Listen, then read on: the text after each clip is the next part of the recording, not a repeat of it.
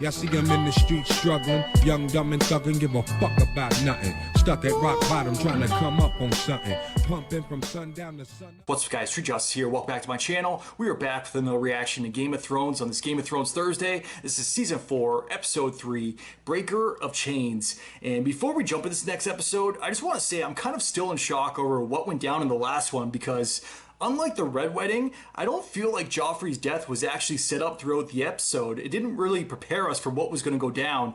I could be completely wrong about that. Maybe when I go back and actually edit the reaction, I might see something that I didn't initially pick up the first time watching, but yeah, it definitely caught me off guard. So I just wanted to shout out the actual actor that played Joffrey because I did mention before that I haven't seen him in anything else really, and you guys actually let me know that he actually quit acting after his role had concluded in this show. So Jack Gleeson, you freaking killed it in this show. Even though I wasn't a fan or I hated your character for who he was, I still loved your character for being a part of the show. But yeah, I just want to say that and definitely shout out the actor Jack Gleeson because I feel like he doesn't get enough love, especially if he didn't appear in anything afterwards. But now I'm wondering what the hell happens next? Who's the king now? I guess there's only one way to find out. If you guys are looking for my full reactions to the show, the link to my Patreon is down in the description below. If you're not already subscribed to the channel, now's a very good time to click that button down below. Smash that like button while you're there. With that said, let's jump right in. Let's check it out. Let's go.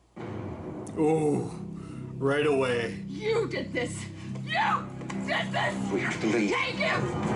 Take him. Where's Sansa? Find her. Bar the gates of the city sees every ship in the harbor. Where are we going? Somewhere safe. Where is somewhere safe though? Where exactly are they going? Up you go, my lady. You'll be fine. You're stronger than you know. We're banished. Peter, Littlefinger? the worst is Not past. Baelish. I promised I'd get her to you safely. Softly, my friend. Boys just carry over water. I should get back. First, you'll want your pay. 10,000, was it? 10,000. If this guy's going back, they're gonna kill him. Wait! No! He did everything! Of his murder. Why? Why did you kill him? Because he was a drunk and a fool, and I don't trust drunk fools. He was helping me because I saved his life. Yes, and he gave you a priceless necklace that once belonged to his grandmother. The last legacy of House Hollard. Why?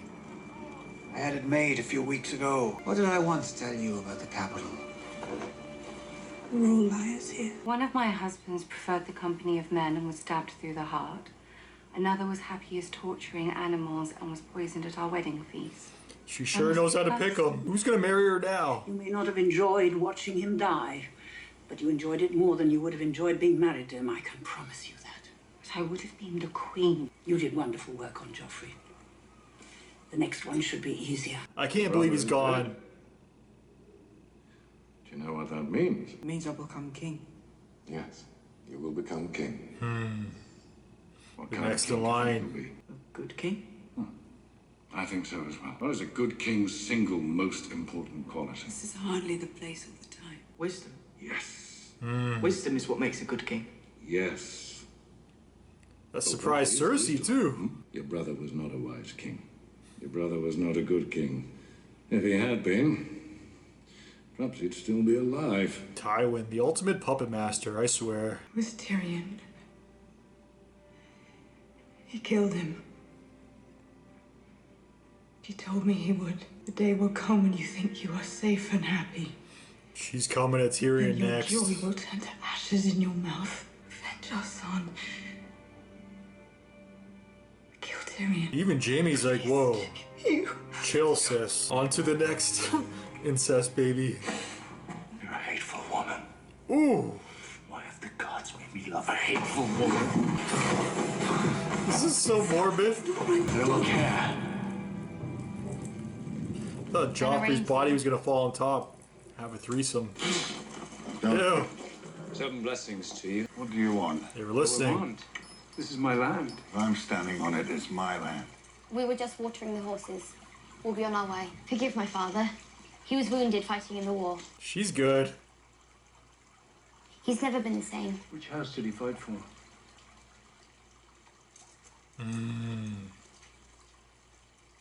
The Tullys of Riverrun. We don't have much, but any man that bled for House Tully is welcome to it. Damn.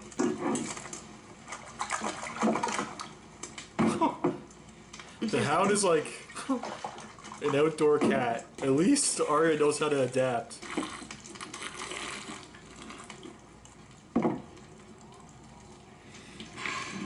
When you're hungry, I guess. Really good. Something going on out there. Is he robbing him? What did you do? Get your horse saddled. You told me you weren't a thief. He can't protect himself. What the hell, Hound? Dead come winter. Dead men don't need silver. You're the worst shit in the Seven Kingdoms. He's plenty worse than me. How many stars they got to behead before you figure it out? Grace? You're a literary man now. What do you make of that? News about King Joffrey? Joffrey. The usurper. Joffrey Baratheon. If I do not press my claim will be forgotten. I will not become a page in someone else's history book. I'm running out of time, Sir Davos. He's got to act Which means fast. you're running out of time. I'm sorry about your grandson. Are you? I don't believe that a child is responsible for the sins of his father or his grandfather. You spoke with Tyrion in this very brothel on the day that you arrived. What did you discuss? You think we conspired together? What did you discuss? The death of my sister. For which you blame me. She was raped and murdered by the Mountain. The Mountain follows your orders. He's coming to Tywin. Unarmed, unguarded. Should I be concerned? You are unarmed and unguarded because you know me better. If I cut your throat today, I will be drawn and quartered tomorrow.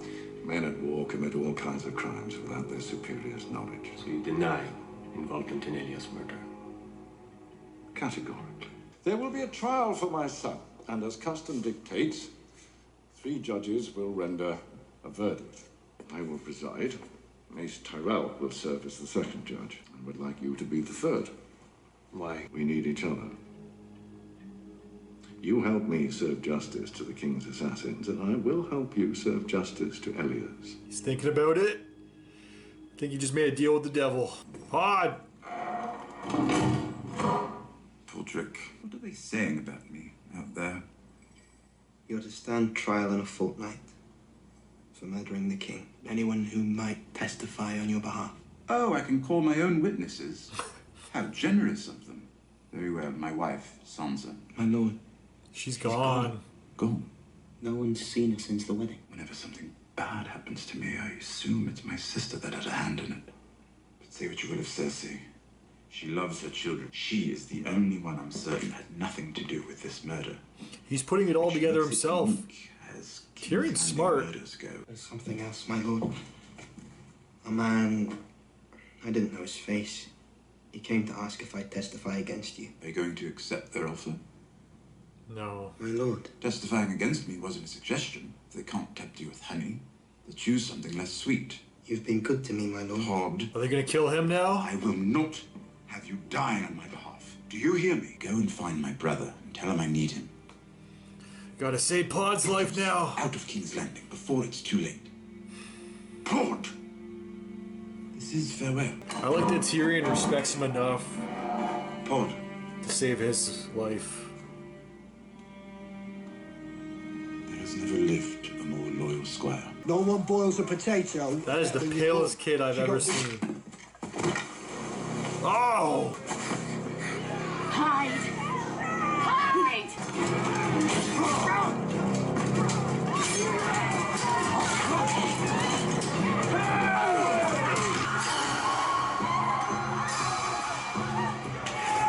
She gonna kill the kid? I'm going to eat your dead mama, and I'm going to eat your dead papa. Holy shit. Tell the crows at Castle Black. Mons Raider is coming. We need to shore up Castle Black. And we need to defend the wall. That is our job. Rangers returning. So the horn? We were guests of the mutineers across this keep. And the mutineers stay. They're not going anywhere.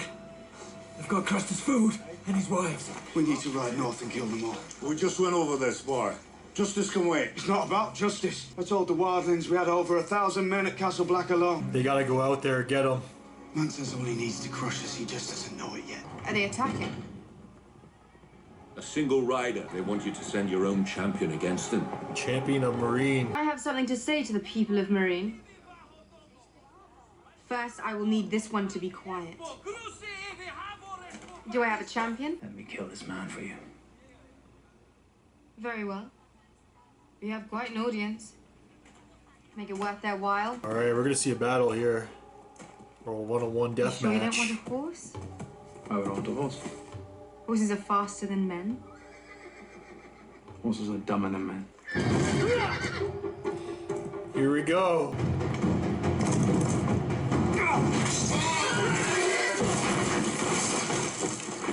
Horses in this show do not fare well. Bring your enemies what they deserve. Forward. She came prepared. Fire.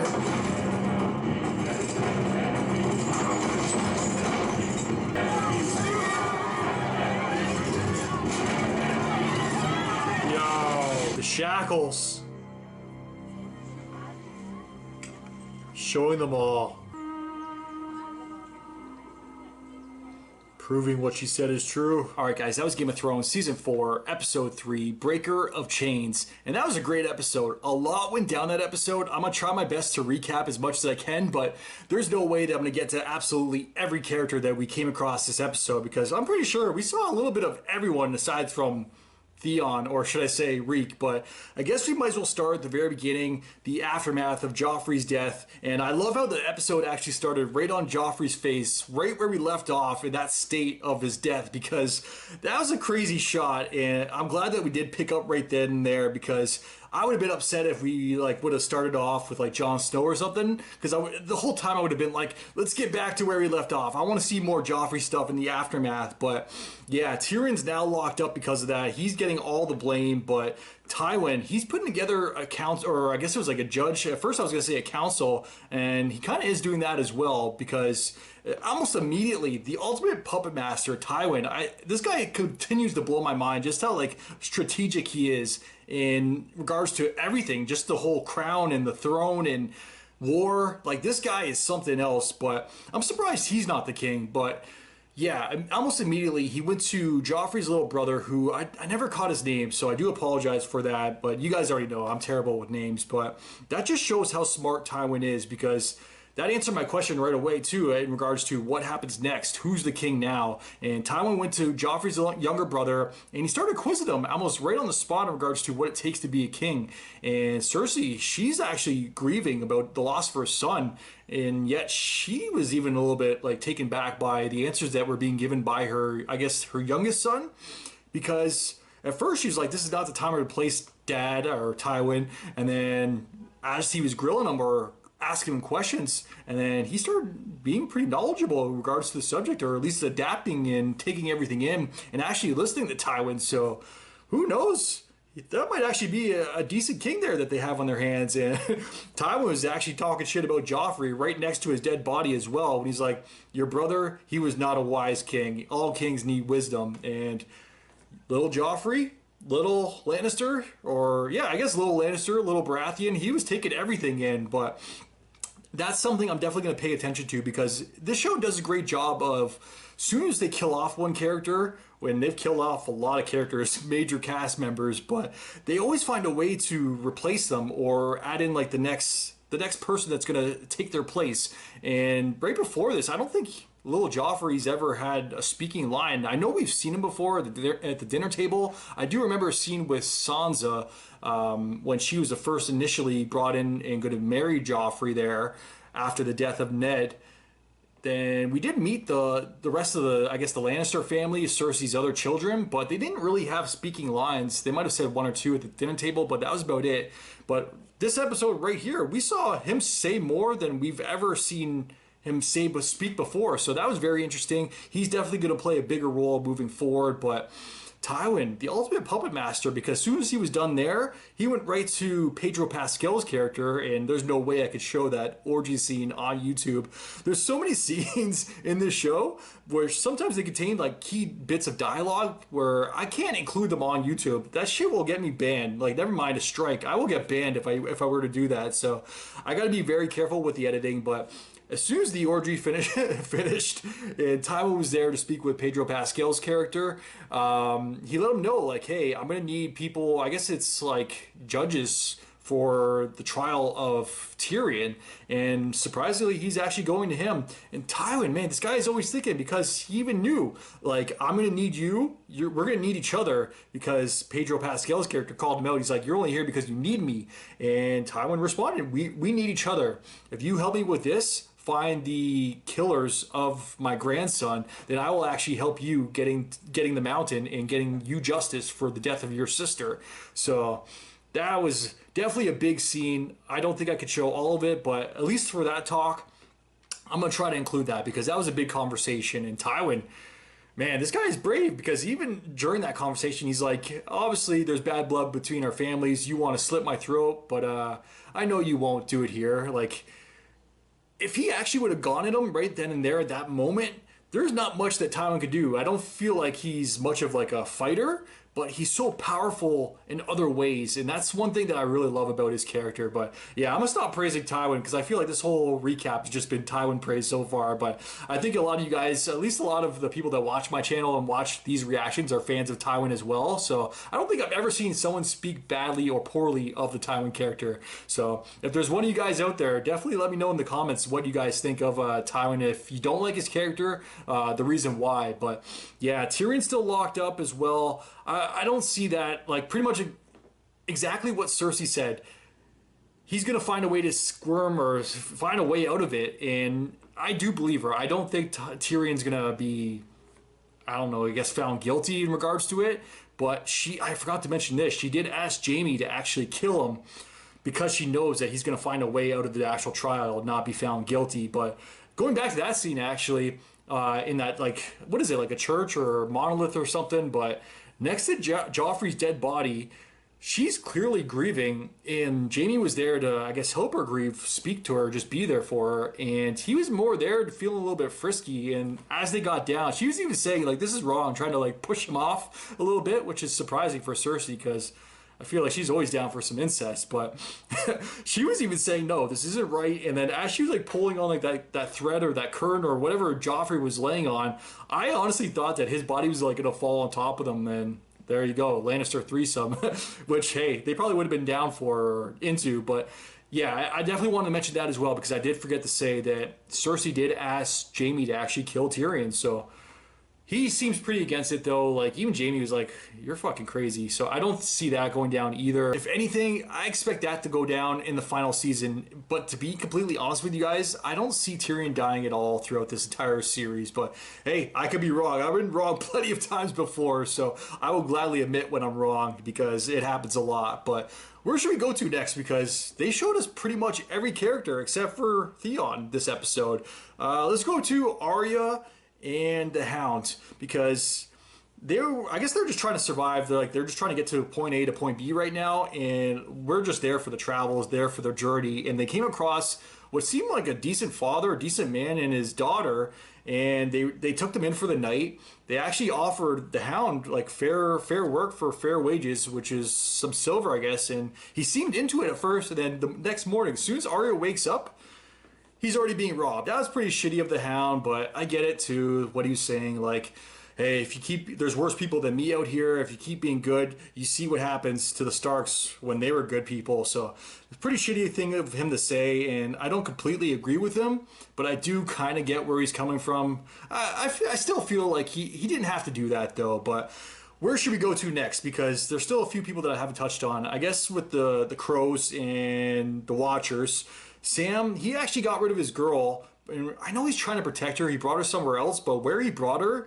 did not seem like a better place. I do feel like she would have been safer back at the Wall, but I could be wrong there. I guess we're going to have to wait and see what happens, but I do not have a good feeling, because as soon as what's her name, Gilly, as soon as she showed up there, that one place that Sam took her, she's already being questioned, like, you look like a wildling. Oh, does she want to work? There's other ways to make money in this place. So, yeah, I know he's just kind of nervous and trying to protect her, get her away from, like he said, 100 guys to one girl, but I don't think that place was a better place to take her. Hopefully nothing happens to her, because they both seem like so innocent people.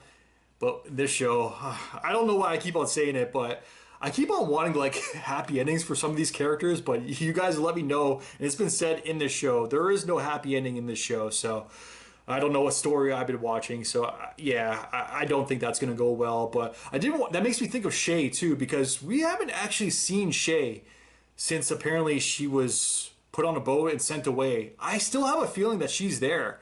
And because of that, she might be the one to actually rescue Tyrion. I just saw that right now. But on the other hand, the reason why I was just bringing her up is Cersei. She is all out. She wants revenge for the death of her son, which is understandable. But if Shay is there, she knows that that's Tyrion's girl. So that's why it could go one of two ways. Either Cersei is going to find Shay and deal with her, or Shay is still there and is going to actually rescue Tyrion. I really don't think Shay left. I could be wrong there once again. We're going to have to wait and see. But there's still one other thing I have to touch on, and that's the wildlings, because they were like raping and pillaging this other like small camp. They didn't even seem like a big village or anything. And then they did let the one kid go and let him know, like, are those your parents over there that we just butchered? I'm about to eat them. So pass the message along. And he thankfully, they let the kid go. The kid got back to the wall. Jon Snow and them, they're all debating in regards to what they should do next. They already know it's a trap. They don't have enough people. If they, like, it's kind of crazy. The people that are supposed to be protecting, like, the wall and the north or whatever comes from the north, they have the smallest army out of anyone. How the hell are they supposed to protect anyone when they can't protect themselves, especially with the situation that they're currently in? But so clearly there's a trap now set by the wildlings, but then news also traveled back about what happened with Gilly's home and those crows overtaking it. So now they're kind of stuck in between two different places, a rock and a hard place, really. But Jon brought up a good point. Even though that they're out there, they got to get to them before the wildlings do, because they know the truth that the crows, they don't have 1,000 men. They only have about 100. So if the wildlings get to them first, then that's going to be bad news for the crows. So I think next episode, Jon Snow and the remaining crows, they're most likely going to take out those dudes, those bad crows, the ones that turn on, I think it's Castor and at Gilly's home. So that should be very interesting. We're definitely going to see Jon go to war,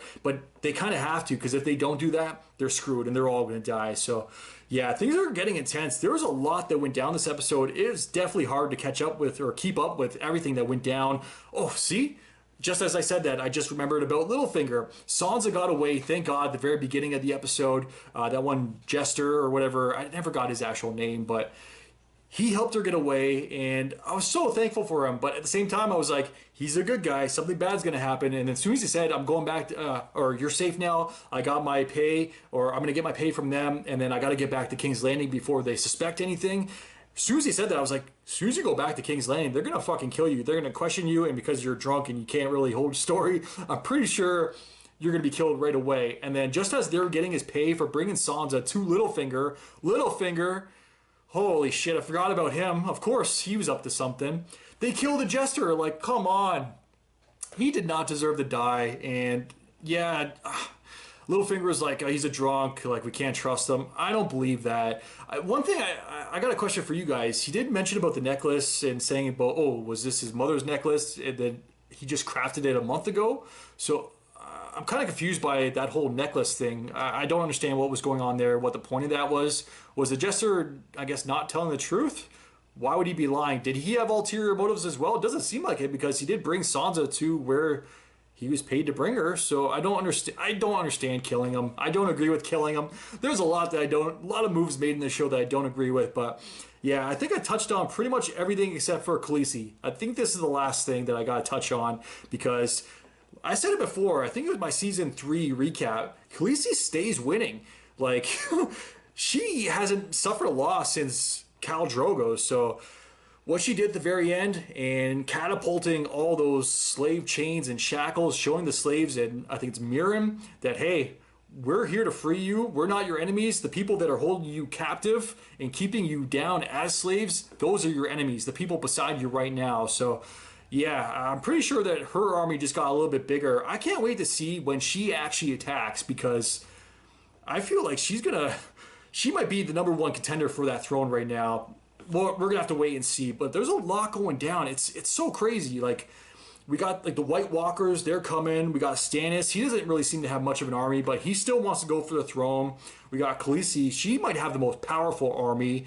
And then we got the Crows. They're going to war. Like, my head is spinning trying to think of so much that's going down. Then what's going to happen with Bolton, his bastard, and Theon, or should I say Reek? And then Bran's still out there. We didn't see him this episode either. Oh my God.